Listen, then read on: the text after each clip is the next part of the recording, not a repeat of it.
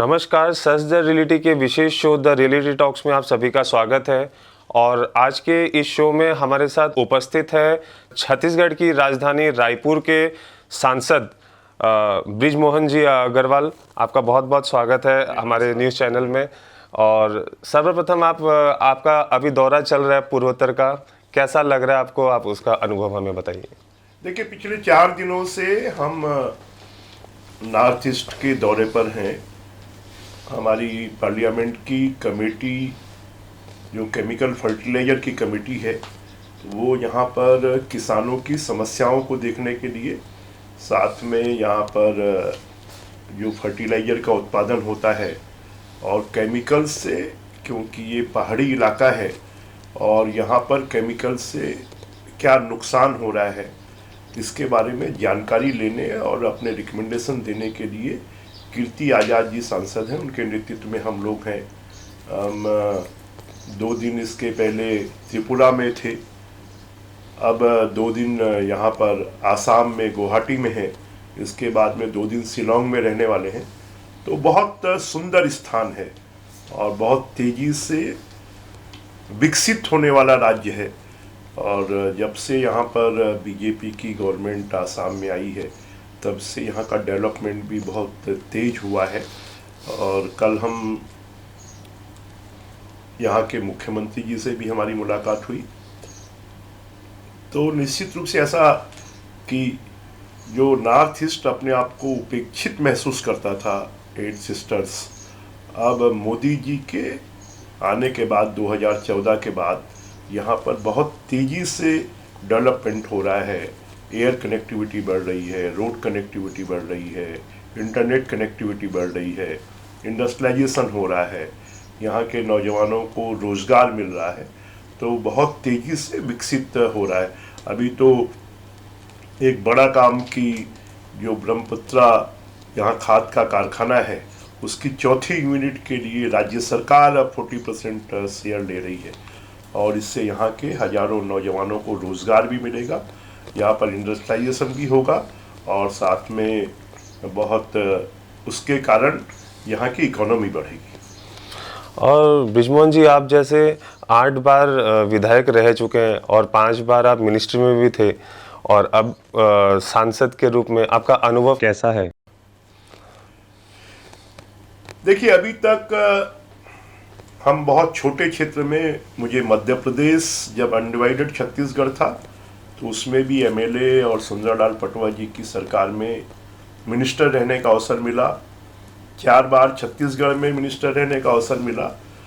तो एक दिल्ली में सांसद बनने के बाद पूरे देश और विश्व में क्या चल रहा है इसकी जानकारी मिलती है।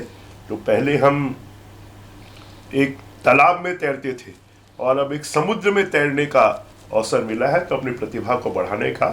तो इससे जानकारियाँ भी बढ़ रही है, अनुभव भी बढ़ रहा है और अपने आप में कि पूरा देश और पूरा विश्व और उसमें भारत का स्थान क्या है। जब हम पार्लियामेंट में बैठते हैं, विश्व स्तरीय चर्चा सुनते हैं, जब देश की चर्चा सुनते हैं, देश के राज्यों में किस तेज़ी से विकास हो रहा है इसको सुनते हैं, कौन सा राज्य कैसा काम कर रहा है इसको सुनते हैं, तो ऐसा लगता है कि हम अब एक गौरव होता है कि अब हम विश्व के ऐसे राष्ट्र में रहने लगे हैं जो राष्ट्र मोदी जी के नेतृत्व में तेजी से विकसित हो रहा है और विश्व गुरु बनने के रास्ते पर चल रहा है। और अग्रवाल जी, 1990 से हम देख रहे हैं कि आप लगातार हर इलेक्शन आप जीतते आ रहे हो। तो आज हमारे चैनल के माध्यम से हमारे दर्शक भी जानना चाहेंगे कि इसके पीछे राज क्या है।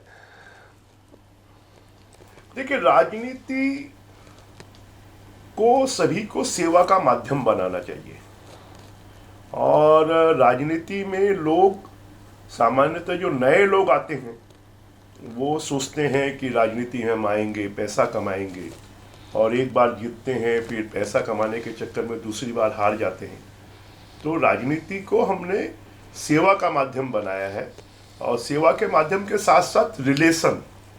मैं मानता हूँ आप राजनीति में आए हैं तो पद, तो आज आप विधायक है कल नहीं रहेंगे, आज आप मंत्री है कल नहीं रहेंगे, आज आप सांसद है कल नहीं रहेंगे, परंतु अगर आप रिलेशंस डेवलप करते हैं तो रिलेशंस जिंदगी भर के लिए काम आते हैं। आपके सुख दुख में काम आते हैं। और इसलिए संबंधों के आधार पर, रिलेशन के आधार पर, सेवा के आधार पर अगर हम राजनीति करते हैं तो उसमें हमको सक्सेस मिलता है। और उसी का कारण है कि आज पिछले 37 सालों से मुझे 8 बार जनता के आशीर्वाद से विधायक बनने का अवसर मिला, 5 बार मंत्री बनने का अवसर मिला, 9वीं बार मुझे, जब मैंने चुनाव लड़ा तो मुझे सांसद बनने का अवसर मिला।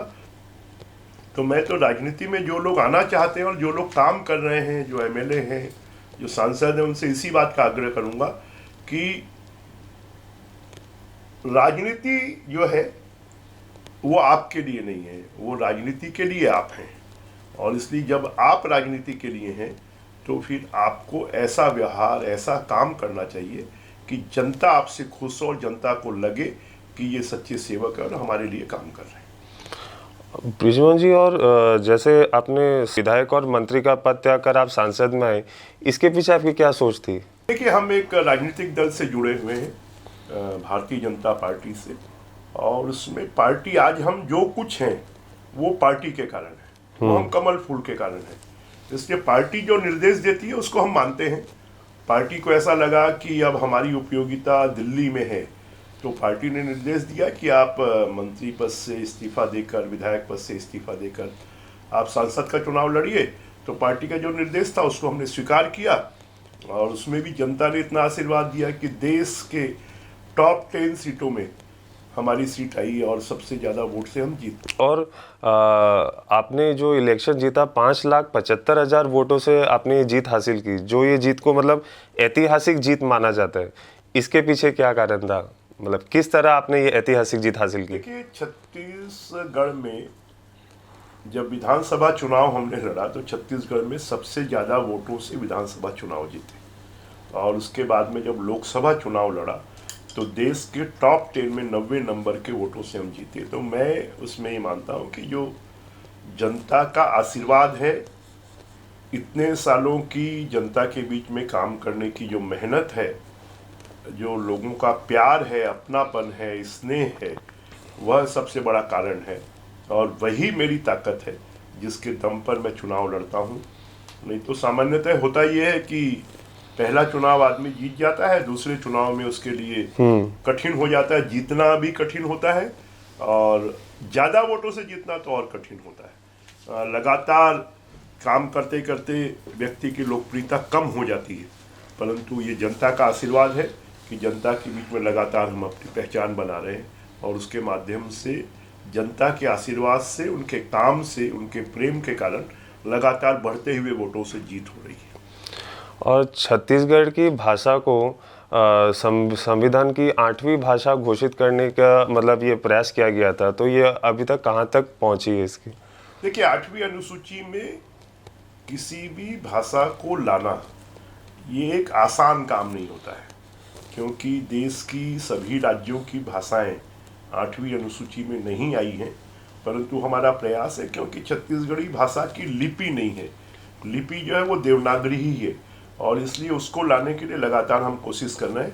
हमारी कोशिश होगी कि छत्तीसगढ़ी भाषा जो है वो देश की 8वीं अनुसूची में आ जाए। और हाल ही में न्यूज़ चैनल के माध्यम या सोशल मीडिया के माध्यम से हमने देखा कई नक्सलियों ने आत्मसमर्पण किया। इस आत्मसमर्पण को आप किस नज़र से देखते हैं? देखिए, छत्तीसगढ़ देश का सबसे तेजी से विकसित होने वाला राज्य है, और उस राज्य में कोई अगर काला टीका या कोई बाधा है तो नक्सलवाद है। और नक्सलवादी वास्तव में कोई आदिवासियों के विकास के लिए, गरीबों के विकास के लिए काम नहीं कर रहे हैं। अब तो वो लुटेरे हैं, डकैत हैं, हत्यारे हैं, और इसलिए उनको पहचान कर देश के प्रधानमंत्री मोदी जी और देश के गृह मंत्री अमित शाह जी ने तय किया कि 2026 तक देश से नक्सलवाद समाप्त कर देंगे। और नक्सलवाद समाप्त होता है तो छत्तीसगढ़ में 32% पॉपुलेशन ट्राइबल आदिवासियों की है, 12% पॉपुलेशन शेड्यूल कास्ट की है, और बाकी गरीबी रेखा से नीचे के लोग भी हैं, बैकवर्ड भी हैं। तो छत्तीसगढ़ देश के विकसित राज्यों की श्रेणी में नक्सलवाद समाप्त होने के बाद आ जाएगा। और इसलिए हम नक्सलवादियों को मोदी जी के नेतृत्व में और अमित शाह जी की अगुवाई में हमारे मुख्यमंत्री विष्णुदेव साई जी के मार्गदर्शन में ये बात समझ में आ गई है कि या तो हम मुख्य धारा में शामिल हो जाएं और नहीं तो हम मार दिए जाएंगे। और अमित शाह जी ने भी यही कहा है कि आपको छूट है, आप सरेंडर करिए, आप मुख्य धारा में आ जाइए, नहीं तो आप मरने के लिए तैयार रहिए। और इसके कारण अब बड़ी मात्रा में नक्सलवादी आत्मसमर्पण भी कर रहे हैं और आने वाला समय छत्तीसगढ़ का उज्जवल भविष्य होगा। छत्तीसगढ़ देश के विकसित राज्यों की श्रेणी में आएगा। तो वो जो नक्सलवादी आत्मसमर्पण कर रहे हैं उसमें मैक्सिमम युवाओं का मतलब ज़्यादा है परसेंटेज, तो उनके लिए छत्तीसगढ़ सरकार कोई स्किल डेवलपमेंट या कोई विशेष शिक्षा प्रदान करने उनके की लिए आत्मसमर्पण की नीति है जिसमें उनको बसाया जाएगा, घर दिया जाएगा, पैसा दिया जाएगा, रोजगार दिया जाएगा और उनको मुख्य धारा में लाकर कोई नया नौजवान अब नक्सलवाद की तरफ नहीं जाए, उसके लिए विकास के द्वार खुले हैं, उसके जीवन के द्वार खुले हैं। ये बात सरकार सबको बताने की कोशिश कर रही है। और पहलगाम में जो अभी जो घटना हुई जो पूरे भारत को झंझोकर रख दिया है, तो इस पर आपकी क्या प्रतिक्रिया रहेगी? आज पहलगाम की घटना ने ये बता दिया है कि जो आतंकवादी समूह हैं, जो पाकिस्तान से जुड़े हुए समूह हैं, वो कश्मीर का भी डेवलपमेंट नहीं चाहते, कश्मीर का भी विकास नहीं चाहते हैं, वहाँ के रहने वाले लोगों का भी विकास नहीं चाहते हैं। अभी देश में सबसे ज़्यादा टूरिज़्म वहाँ पर बढ़ रहा था, वहाँ के स्थानीय लोगों को रोज़गार मिल रहा था। अभी तक पिछले 40 सालों में कभी पर्यटकों पर हमला नहीं हुआ, ये हमला पहली बार हुआ है। इसका मतलब कि वो कश्मीर के हितैषी लोग नहीं है, वो भारत विरोधी लोग हैं। जो भारत की जो तरक्की है वो उनको पसंद नहीं है। और ऐसे लोगों ने कौन से धर्म में लिखा है, जिनको कोई चीज़ों से लेना देना नहीं है, जो वहाँ घूमने गए हैं, जो अपना जन्मदिन मनाने गए हैं, जो अपने शादी की सालगिरह मनाने गए हैं, ऐसे लोगों को उनके पत्नी बच्चों के सामने मार देना, धर्म पूछकर मारना, ये तो इससे बड़ा एक जघन्य और निंदनीय चीज़ कोई दूसरी नहीं हो सकती। और मुझे तो लगता है कि मोदी जी, अमित शाह जी के नेतृत्व में अब वो बक्से नहीं जाएंगे। अब चाहे वो नक्सलवाद हो, चाहे वो आतंकवाद हो, अब इसका अंतिम समय आ गया है। अब हमारे मोदी जी और अमित शाह जी के नेतृत्व में उनको पूरी तरह दफनाया जाएगा और भारत में और कश्मीर में शांति स्थापित होगी। ये पाकिस्तान को भी समझ लेना चाहिए, उनके आकाओं को भी समझ लेना चाहिए, आतंकवादियों को भी समझ लेना चाहिए कि उन्होंने जो किया है वो कभी उनके लिए भारत की जनता माफ़ नहीं करेगी। और मोदी जी और अमित शाह जी के नेतृत्व में अब आतंकवाद को समूल नष्ट किया जाएगा और आवश्यकता पड़ी तो पाकिस्तान को भी तैयार रहना चाहिए। और हाल ही में हम सबने देखा था कि आपने छत्तीसगढ़ सरकार को छत्तीसगढ़ की बिगड़ती कानूनी व्यवस्था को लेकर आपने पत्र लिखा था, तो उसे कितनी गंभीरता से अभी तक लिया गया? देखिए, क्योंकि मैं एक छत्तीसगढ़ का सीनियर राजनीतिक क्षेत्र में काम करने वाला कार्यकर्ता हूँ, तो इसलिए समय समय पर जो जनता की उम्मीदें अपेक्षाएं रहती हैं उसको लेकर मैं माननीय मुख्यमंत्री जी को, सरकार के विभिन्न मंत्रियों को पत्र लिखकर उस व्यवस्था को, क्योंकि सरकार में जो बैठे हुए लोग रहते हैं उनके पास में काम और काम का दबाव बहुत ज़्यादा रहता है, तो समय समय पर उनको याद दिलाते रहते हैं कि हमको जनता के हित में ये काम करने की भी आवश्यकता है। और उसी दिशा में मैं लगातार जनता की समस्याओं को लेकर पत्र लिखता हूँ। और जैसे अभी आपका असम पूर्वोत्तर का दौरा चल रहा है, असम में पंचायती इलेक्शन हाल ही में होने वाला है, तो आप क्या संदेश देना चाहेंगे यहाँ के लोगों को और यहाँ के जो भी उम्मीदवार हैं उनको? अब कल मैं मुख्यमंत्री जी से मिला था तो उनसे ये चर्चा भी हुई थी कि यहाँ पर पंचायत चुनाव होने वाले हैं।